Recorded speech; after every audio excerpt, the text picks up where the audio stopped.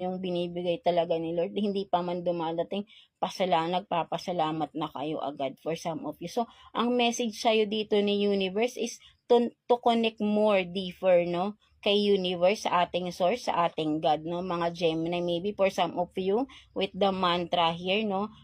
Do some meditation for some of you para mas makakonect ka pa deeper, no? Maybe, dahil for some of you, ang nakikita ko medyo magulo ang pag-iisip, maraming iniisip, maraming problemang iniisip. So, maybe pag nagdadasal or kinakausap nyo si God, parang saglit lang, parang maisip nyo lang. But then, have time, no? For some of you, no? Have time para ay makipag-connect kayo kay God sa ating universe, right? So, ayun yung nakikita ko dito, no? Mga Gemini natin, right? No? For some of you. So, yeah, that's it, no? So, I hope na naka-resonate kayo sa reading ninyo today, no? Mga Gemini natin. So, yeah, that's it for you. God bless you all and thank you for watching, Gemini.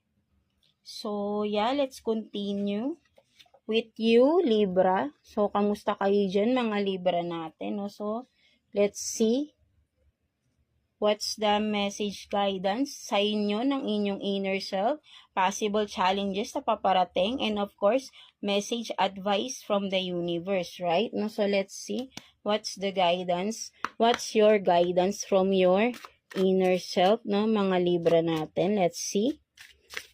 What's the guidance for Libra, please? Nakita ko na yung may positive, no? So, maybe for some of you rin, no? You are, just be optimistic, no? So, for some of you. So, let's see. So, ang galing, diba? No? So, ayun din yung nakuha natin. Kasi nakita ko na nagsha-shuffle tayo, no?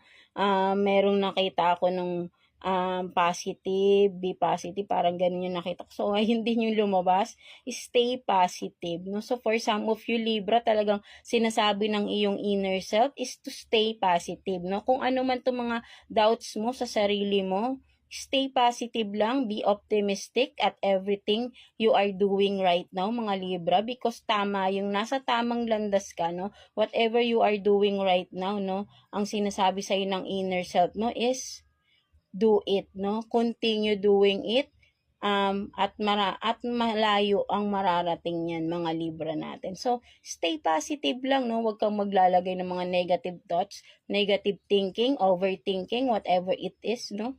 Para magtuloy-tuloy whatever it is you are doing right now, no? Mga Libra natin, right? No? So, yun ang nakikita ko dito for some of you, no? Mga Libra natin. So, ang ganda naman, right? No? So, ang gulo ng camera natin, no? So, yeah, let's see.